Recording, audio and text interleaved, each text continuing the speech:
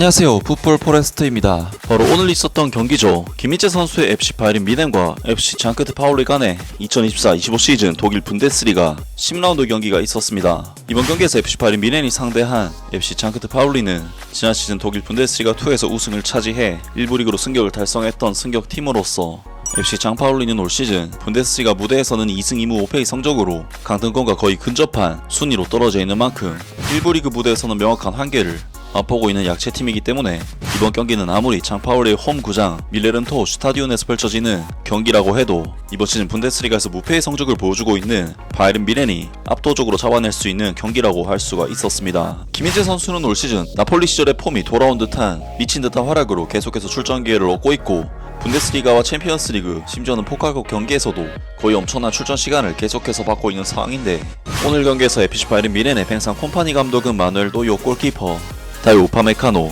김민재, 요슈아 키미히, 레온 고레츠카, 해리 케인, 르로이 사네, 킹슬리 코망, 알폰소 데이비스, 하파엘 게레이루, 자말 무시알라 선수까지 최근 분데스리가와 DFB 포칼컵 경기를 치른 데다 주중 UEFA 챔피언스리그 경기까지 치렀었기 때문에 다소 약체팀을 상대하는 이번 경기에서는 약간의 로테이션이 가동되면서 그동안 자주 볼 수 없었던 르로이 사네, 레온 고레츠카 같은 백업 선수들이 선발 라인업에 이름을 올렸고 김민재 선수는 이번 경기에서도 다요 우파메카노 선수와 함께 선발 출전 기회를 받으면서 올 시즌 분데스리가 전경기 선발 출전을 통해 그야말로 확고한 팀 내 입지를 보여줬습니다. 그리고 이번 경기에서 바이에른 뮌헨은 역시나 강등권 약체팀인 FC 장파울리를 상대로 하는 경기인 만큼 원정 경기임에도 불구하고 기본적인 볼 소유권과 주도권을 완전히 가지고 가는 경기를 펼쳤고 전반전 볼 점유율 수치가 74대 26이라는 3배 가까운 차이가 나오면서 압도적으로 바이에른 뮌헨이 경기를 주도했습니다. 그리고 경기 모멘텀 데이터만 살펴봐도 거의 바이에른 뮌헨이 흐름을 잡고 가는 이번 경기였기 때문에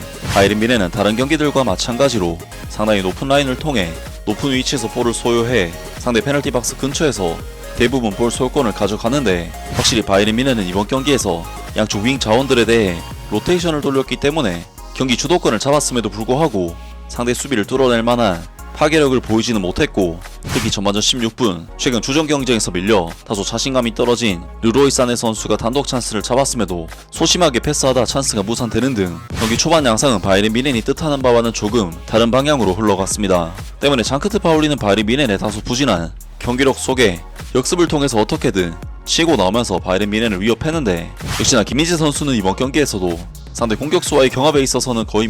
절대적인 존재감을 보여주면서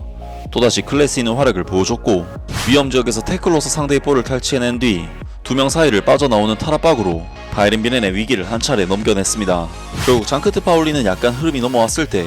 확실한 찬스를 잡지 못했기 때문에 다시금 바이에른 뮌헨에게 경기 흐름이 넘어가고 말았는데 전반전 22분 다소 먼 거리에서 볼을 잡은 자말 무시알라 선수는 갑자기 무리해 보이는 중거리 슈팅을 시도했고 놀랍게도 이것이 골대를 맞고 들어가는 정말 미친 골이 터지면서 바이에른 뮌헨은 다소 힘들었던 이번 경기에서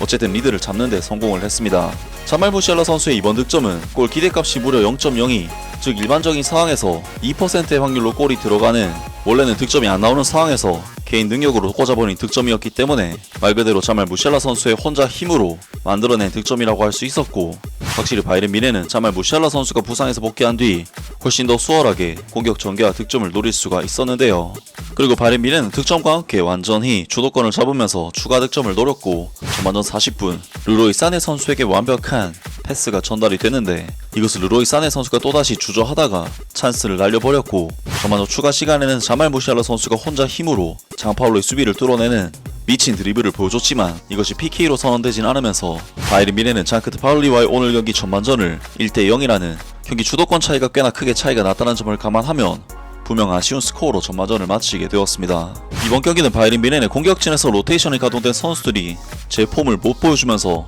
아쉬운 경기력을 보인 탓이 일단 크긴 하지만 장크트 파울리가 워낙에 효과적인 압박을 통해 중원에서부터 타이트하게 바이에른 뮌헨의 볼 소유권을 탈취해낸 장면이 수차례 나왔다는 부분이 큰데 그런 의미에서 혼자 힘으로 득점을 만들어낸 자말 무시알라 선수의 득점은 바이에른 뮌헨의 아쉬운 경기력 속에 경기 흐름을 완전히 바꿔놓은 굉장히 중요한 득점이었는데요. 하지만 바이에른 뮌헨의 아쉬운 경기력과는 달리 김민재 선수의 활약은 앞서 언급했듯이 대인 방어 능력에 있어서는 병모드를 보여주고 패싱에 있어서도 높은 퀄리티의 볼을 여러 차례 뿌려주면서 좋은 경기력을 보여줬는데 김희재 선수는 저만전에만 무려 파이널 서드 지역으로의 패스를 11개나 성공시키면서 바이에른 뮌헨에 잘 안 풀렸던 이번 경기 공격에 상당한 기여를 했습니다. 이 말은 즉 김희재 선수가 거의 4분에 한 번씩은 상대의 페널티 박스 근처로 볼을 보냈다는 의미가 되고, 정말 최후방 수비수가 온도볼에서 기록한 스탯이라기에는 비현실적으로 느껴질 만큼 김희재 선수는 정말 엄청난 경기 영향력을 보여줬는데요. 또한 김희재 선수는 전반전 막판에도 장크트 파울리에 그나마 나온 슈팅을 블로킹을 해내고,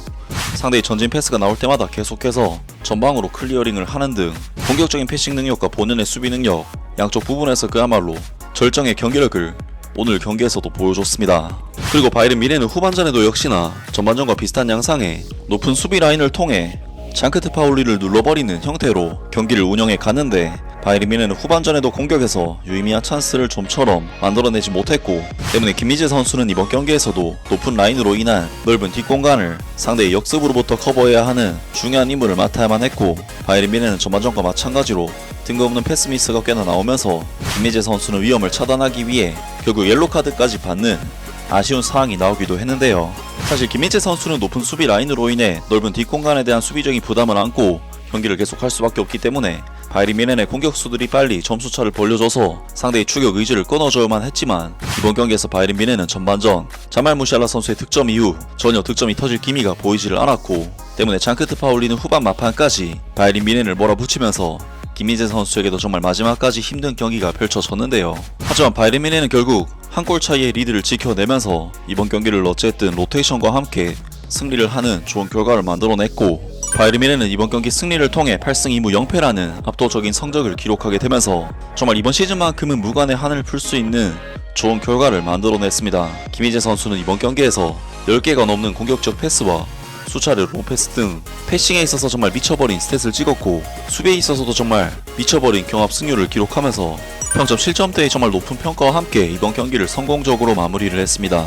정말 이번 경기는 김희재 선수의 공수 양면에서의 장점을 모두 확인을 할 수가 있었던, 역시나 김희재 선수의 또 한 번의 굉장히 좋은 내용의 경기였고, 지난 경기에 이어 이번 경기에서도 김희재 선수의 퍼포먼스는 그야말로 압도적이고 파괴적인 수준에 미친 경기력이었는데요. 김희재 선수의 올 시즌 경기력은 정말 강팀 약팀 가리지 않고 계속해서 씹어먹는 활약이 매 경기마다 나오고 있다는 것이 정말 경이로운 부분이 아닐까 싶고, 지금 정도의 수준의 경기력은 정말 나폴리 시절의 김희재 선수가 완벽하게 부활한